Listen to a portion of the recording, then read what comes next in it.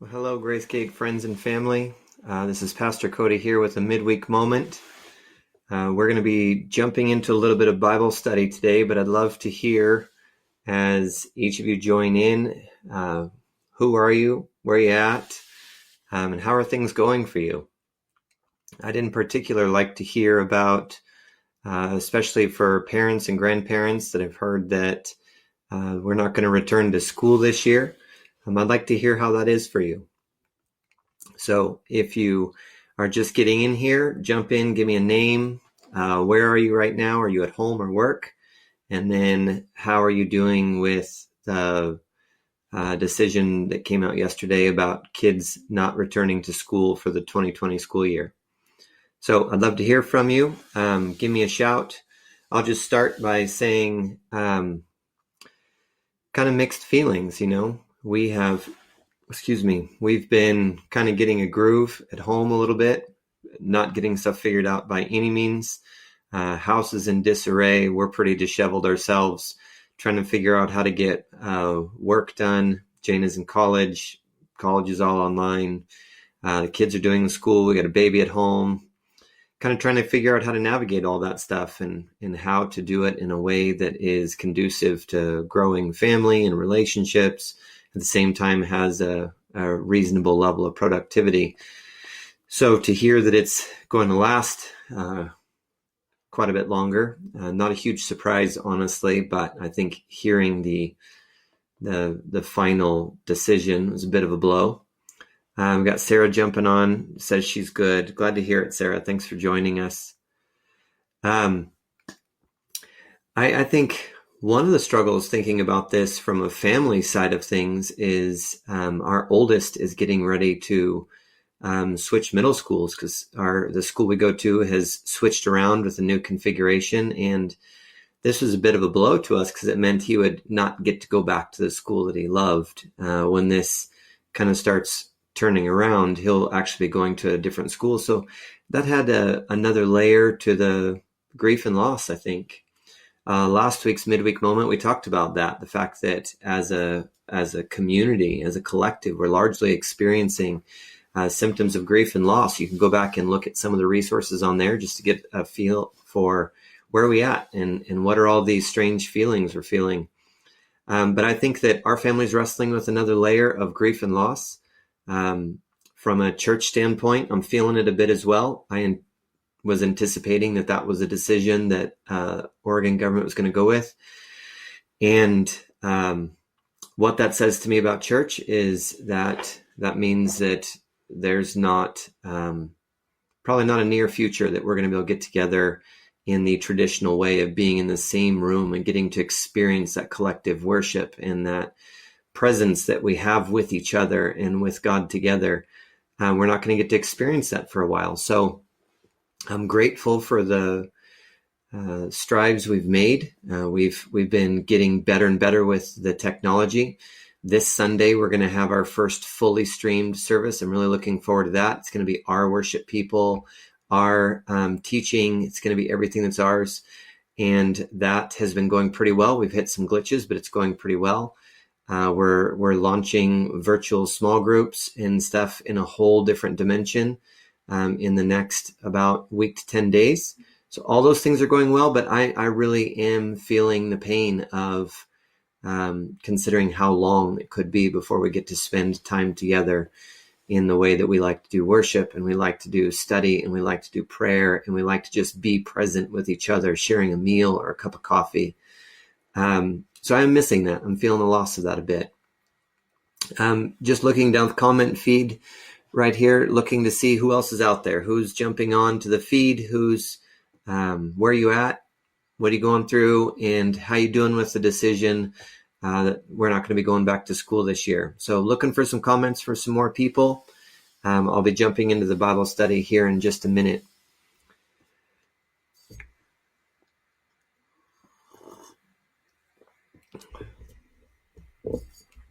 I found one thing about being at home, working from home, is I'm drinking entirely too much coffee. So even though the gas bill's going down, the coffee bill's going up. So I guess you got some give and take there, don't we? What we're going to be looking at in the Bible study is looking at the book of Exodus. Yesterday in the Jewish calendar was Passover, and this coming Sunday is Easter. And if you have much experience with church, you've probably heard a little bit about Good Friday, heard a little bit about Easter Sunday, but not a lot of people have a real strong awareness of Passover. And I wanted to talk a little bit about Passover today, because Passover is the major context that Easter landed in. The meal that Jesus and the disciples were having in the upper room right before Jesus was portrayed, the meal that became communion for us, that became what we look for in the bread and the cup, all of that came out of the Passover celebration, which was thousands of years of tradition for the Jewish people. So in order for us to really understand the context of what was happening and how their hearts and minds received the death and the resurrection of Jesus, it's helpful. It adds color and life and vibrance and understanding to the story of Easter to get to spend a minute trying to digest the Passover. And so we see the Passover in Exodus chapter 1, and there's some things that are happening that are setting up the Passover. Passover is the big transition point for them. The first part that's happening is they have moved out of the period that Genesis is concluding, and that's with the lineage of Abraham, Isaac, and Jacob. Jacob's son Joseph is the one who was taken as prisoner in Egypt, and then by the sovereign work of God, he ends up becoming the ruler over Egypt, second only to Pharaoh. And the wisdom of God operating within him saved the family of Abraham. It saved Egypt. It saved much of the civilized world in that locale, as God was helping them navigate a famine and a really complicated time that there was going to be a major food shortage for most of the people in the region. And God preserved his people, and by preserving his people, he preserved the people around him. And so it just shows the generosity of God. It shows the mercy of God. And when we transition into Exodus, a lot of time has passed. Hundreds of years have passed, in fact. And this family of 70 people that went to Egypt has now become, most people believe, millions of people. They have multiplied over several hundred years. And it has now become millions of people living in the nation of Egypt. And as we start to see these major themes that are building up to the Passover, the major themes that starts, we see in Exodus chapter 1, verses 6 and 7, we see this reinforcement of covenant. God is saying to this huge number of people, you're still my people. I still have this covenant relationship with you, and you have this covenant relationship, people, with me. You're the people that I've chosen and allowed to become my family, and I agree to be faithful to you in every way in the nature of our relationship that we have, and you have agreed to be faithful to me. Now, oftentimes our experience with the faithfulness of relationship with God is he's far more faithful than we are, and that was definitely true for them as well. The story proceeds a little bit farther, and there was a really severe suffering that occurred in that period of time, and something that is common to every era, every generation, every nation in the history of the world is the people saw a growing people in their midst. The Egyptian people saw a growing and strengthening people in their midst, and they got afraid. And what often happens to us as people is when we get afraid, when we start to feel threatened in some way by other people, we often start to use the power, the influence, the control, the resources that we have to create a space, to create a distance, to self-protect. And that self-protection is almost always going to be nearly disastrous when it's driven by fear. And so the leaders of Egypt did just that. They felt threatened by the nation of Israel that was living in their midst. And even though there had always been a good relationship between the two, they felt threatened by them.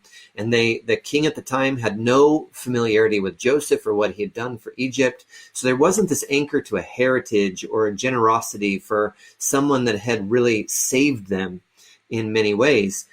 So he just saw them as a threat, and he sought out to make them smaller and to make himself bigger. That's really what happens when we create space or distance or an us versus them narrative. when we're threatened by somebody, we're driven by fear, is we try to make them smaller because then they don't feel like a threat to us. And we try to make ourselves bigger because then we feel more powerful against what we're afraid of. And that's very much what they did, is they came against the Israeli people, and they, in every way possible, they oppressed them with work, they oppressed them with resources, and these huge injustices started to come down the pipe to the Israelites from Egypt. And it just continued for a great deal of time. We know that it continued for at least 40 years. So this 40 years is growing, and not only is that happening, but he's trying to limit their population by taking their children, and there's horrific injustices happening in that scenario. And in this, the people begin to cry out to God. As they begin to feel their suffering, as they begin to feel this pain, as they're suffering under the weight of injustice. I think they went through a lot of similar processes that we're going through right now. We first have the shock of what is going on, and we just kind of start to scramble for some stability. We start to scramble for something that feels normal. And I think that's really what was happening to them, is they were scrambling to try to make this work, make this normal, not have it become this big eruption or huge problem. They didn't want to lose their homes, and they didn't want their families broken up anymore. And so they just tried to make it work. Well, as that injustice increased more and more, it began to become something that was unbearable to them. And there are a lot of similarities that we can see in this moment we're having right now with the COVID-19 crisis, with the stay-at-home order, with all the stuff in the economy and stuff that's happening right now. We can relate to this in a lot of ways.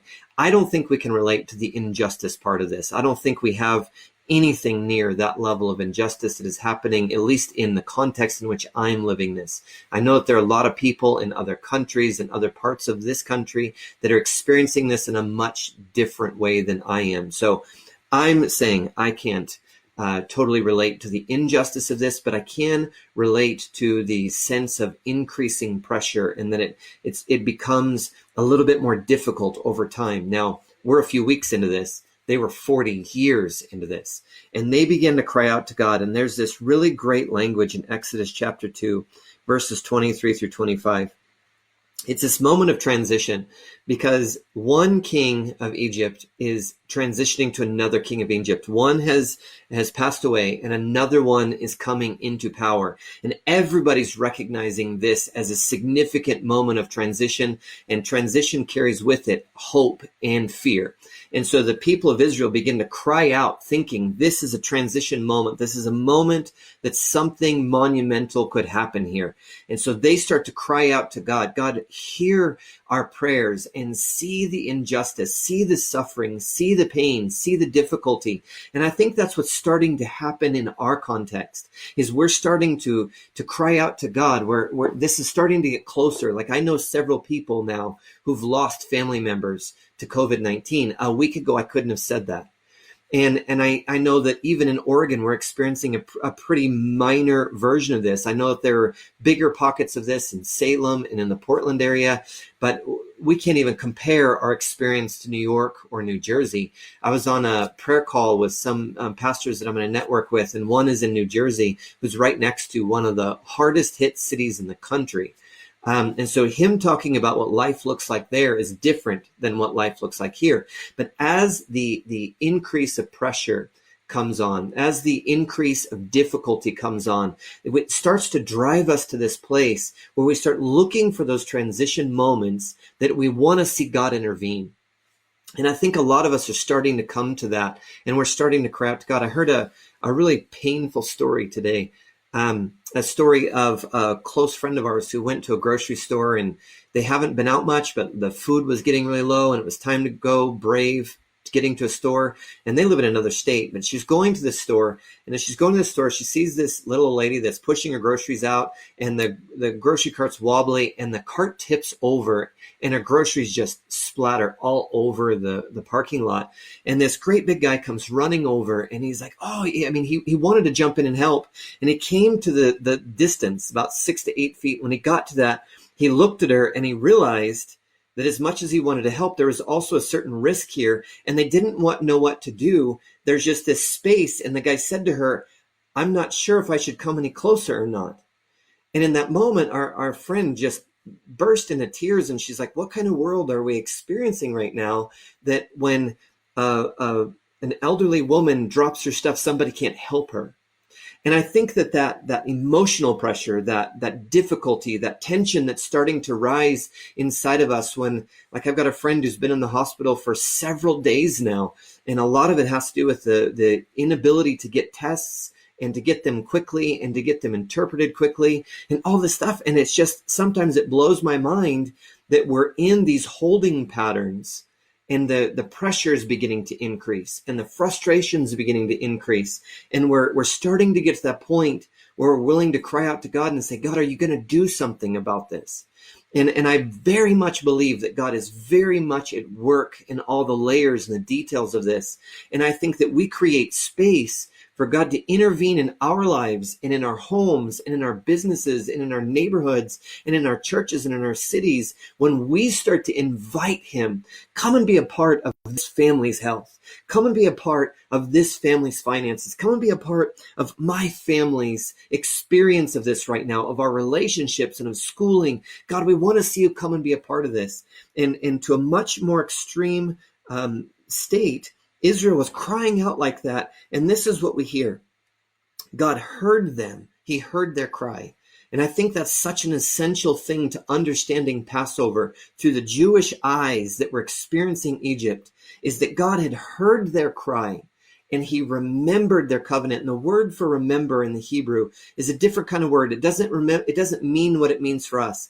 Oftentimes remembering for us means we've lost track of something and we come back to it. Remembrance doesn't mean that in the Hebrew, and it doesn't mean that in relationship to talking about what God is doing when it says that God remembered.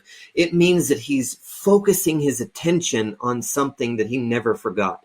It means he's turning all of his intent gaze and his intentionality to do something about something. So when it says God remembered, what it's saying is he sought all of his focus on that he might enact something to change in that moment. And then it says, and God knew. And the word for knew is a really, really powerful word. The word for knew means this shared experience.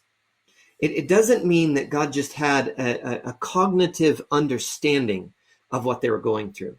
It means that he was weeping with their tears. He was angry with their anger. He was enraged against the injustice. He was feeling inside of himself what they were feeling. So when it says that he knew their suffering, he knew their pain, he knew the injustice, it's talking about him fully immersing himself in the experience of their life. And I think that's one of the biggest takeaways that we can carry in this tradition of Passover, is we can carry forward this idea that when we cry out to God, he hears, he remembers, and he experiences with it. He enters his life into our life experience. And so I'd love for us to begin to shift our perspective of what we can do to be powerful in a scenario like this. We can shift our perspective to say, crying out in prayer, asking God for his influence, asking God for his involvement, sharing with him our frustrations, sharing with him our sadness, sharing with him our anger, sharing with him the things that we don't know how to wrap our heads around when we see the injustice of all, or the inefficiency of it all, or it just seems like something should work better. He wants to participate in that conversation. He's a relational God, and he wants to be a part of that relational experience, and that happens when we invite him into that. So I'd like you to try to imagine God in that way when you start to go to him in prayer. He's a God who hears. He's a God who remembers. He's a God who knew. Then a lot of stuff happens here. The story transitions to the story of their deliverer, which is Moses. It starts to talk about this 40 years of his life where he tried to fix the problem on his own and it didn't work. It created a bunch of drama. He ended up getting kicked out of the nation. So he goes through this process of significant humbling. And I think that's another prayer point for us, is our leaders are trying to figure out how to do this. Our church leaders, our business leaders, our bosses, our governmental leaders are trying to figure out how to do something that's never been done before. And so as everybody's trying to figure this out, I find myself praying, God, let that humility and that sensitivity to God's lead come into our leaders. The same way that came into Moses. Moses' life was shaped to be one of humility and sensitivity to the Holy Spirit. And that's what I'm looking for in myself as a leader and in the leaders around me. I'm praying, God, make us humble like Moses and give us that sensitivity to your leading, because we need your wisdom to get through this. So Moses comes back out of the wilderness, and Moses re-enters the scene after having this encounter with God. God speaks to him that he wants to bring his people out of this injustice. He wants them to bring them out of the suffering, out of the pain. He wants to do all those things, and there's not much they can do about it, but they can reconnect with him in relationship, and they can follow him when he gives them instruction. And I think that's some of the best advice we could get right now. Are we leaning in to search the scriptures? And are we listening to each other to try to get a feel for how to learn how to interact with God in a deeper and more meaningful way? Are we setting our hearts in prayer to connect with God and to allow him to do what he's going to do in this season? And are we putting ourselves in a posture that we can follow him when he begins to move, when he begins to change things? Are we cultivating such a relationship with God that he can lead us in the way that's going to redeem what's happening in this moment? I mean, think about the fact that we have the kind of God whose only intention is to redeem and restore and renew people's lives. And he's not looking at, this one will help or this one over here will help. He's looking for something that says, here are my arms open wide. I would love to help you. Would you like me to be a part of your process? Would you like me to be a part of your life? Would you like me to be a part of what's happening in your life? And so with respect, God extends an invitation to us. And he creates space for us to embrace that invitation and invite him into our lives.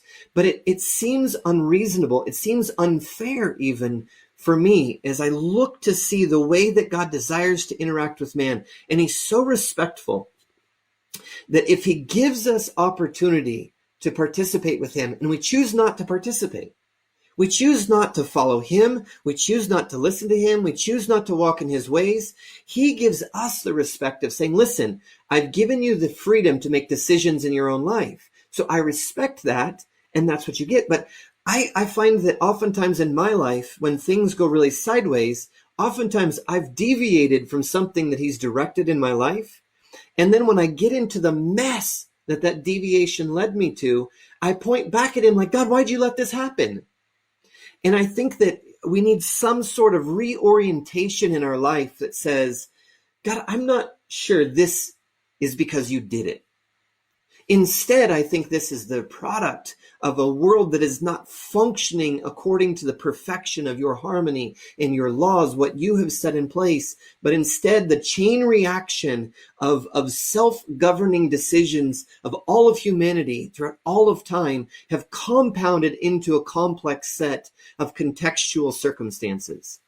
And I think God still very much wants to be involved in it, but he's looking for us to embrace his invitation to be a part of it. And so what does that look like in your life right now? What does that look like for you to invite God into your circumstances and to allow him from his point of wisdom, from his point of ability, in the ways that we're somewhat powerless, in the ways that we're somewhat confined, he's not confined. So are we inviting him to participate? And we do that through prayer and through humility, saying, God, I want you to be a part of this. Will you come and help me with this? I'll follow you to the best of my ability. And God's mercy and his grace will come so far. Like there's not a lot of evidence that the people of Israel had called out to him for a significant amount of time. I'm sure there were exceptions to that. But as a group, as a people, they weren't necessarily crying out to him.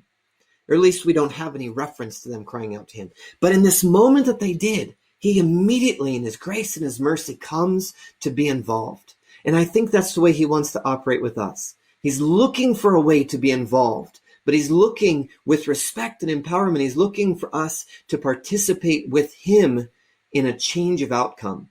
And that means we oftentimes are going to have a change of interaction and a change of direction. So it goes on here a little bit farther. And as all this stuff is ramping up, God is creating space for Egypt to let Israel go peaceably. And they won't. And so God ratchets up the pressure a little bit, saying, now will you let them go peaceably? And they say no.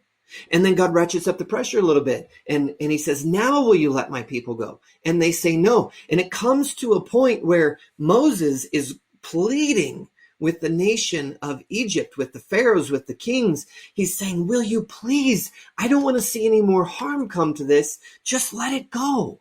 And they're still refusing to do this. And that's where we come to Passover, is it's coming right up to the end. The pressure has hit a fever pitch, and there's about to be a plague come over the land that's going to bring death to many. And I do not believe that's what's happening right now. I don't mean to make that correlation to what's happening right now at all. Please don't hear that. But I think that we can relate to the fact that there is a sickness that is flooding our land right now, and it is bringing death to people all around us. And so I think we can relate in some ways, we cannot relate in others. So we come to this place, and in Exodus chapter 12, Moses comes to the people by the voice of God. God spoke to Moses. Moses spoke to the people, and he says, I want you all to go and get a perfect lamb. Get this perfect lamb and bring it to your home. And so they were supposed to keep this lamb with them for 4 days. And 4 days they kept it. And that's what Passover on Wednesday marked, was that day in which the lamb would come. The Passover meal was the end of that 4 days. So they took this meal. God gives them some time to prepare, and they take this lamb. And at the end of that fourth day, right at sunset, they were to sacrifice that lamb, and they were to paint the blood on the doorposts of their house. And then they were supposed to go into the house with their family and stay there all night. They were stuck in their homes. They were not allowed to leave. He forbade them from leaving their homes in any way. And then he said some really interesting things to them. He said, I want you to roast this lamb with unleavened bread. And this is what was happening in the meal with Jesus, is they're eating the Passover meal. They're eating the bread, they're drinking the wine, they're eating the roasted lamb. They're following this tradition that had been carried on for thousands of years of remembering Passover. And when they remembered Passover, they remembered that God saw their injustice. He saw their pain. He saw their suffering. He saw what they were going through. He heard their prayers. He came to their rescue, and he sought to bring about a life-giving outcome to a death-bringing circumstance. And I think that's what we can really relate to in this Passover. We've now come into our homes. We're being asked to stay in our homes for every reason, unless there's absolutely no way we can't leave. We're asked to stay in our homes, to come in with our families. And we're in this place of dependence, and a place of God, what is this going to look like? And so what he told them when they went into their homes was really interesting. Go into your homes and do not leave. And then he said something super interesting to them. He said, I want you to eat everything I gave you. None of it can be left over tomorrow, because he was trying to make a statement to them that what happens at the end of this, everything will change. Everything will be different. He's saying to them, when you finish this meal, I want you to eat it with your sandals on. I want you to eat it with your bags packed. I want you to eat it till it's completely gone. Don't try to save some for later, because when all of this is done, it's all going to be different, and you're going to have places to go and things to do for me. And I feel like that is a way in which we can connect with Passover in this Easter week. We can look at this and say, God, we're shut into our homes, and we want to eat everything that you're giving us in this moment. I've heard from the number of people that I've talked to is that they're getting into the scriptures like they haven't maybe ever. That they're getting into prayer, and they're starting to connect with prayer, and they're starting to connect with their Bibles, and they're starting to connect with God and people who help them grow in their relationship with God, and they're reconnecting with family and friends. And that was largely about what that locked in period was about for them. It was a time of preparation. It was a time of realigning, saying, are we going to listen to the instructions that God gives us or not? And I think that that's kind of what's happening in people who have relationship with God across the world right now. is we're shut into our homes and we've got the scriptures in our hands and we've got access. But even if we don't have the Holy Spirit living inside of us, all we have to do is place our trust and our hope in Jesus Christ and ask him to be the Lord of our life, the Savior and the Master and the leader of our life. And the Holy Spirit will come and fill us, and we become a temple where the very presence of God, where we can interact with the tangible, real voice and presence of God in the scriptures and in life and in practical wisdom and in relationship. All that's available to us while we're shut in. And it gives us opportunity, whether it's for a few more weeks or whether it's for a few more months. It gives us opportunity to connect with him and to realign our lives with him. Because when we come out of this, everything's going to be different. When we come out of this, everything's going to be different.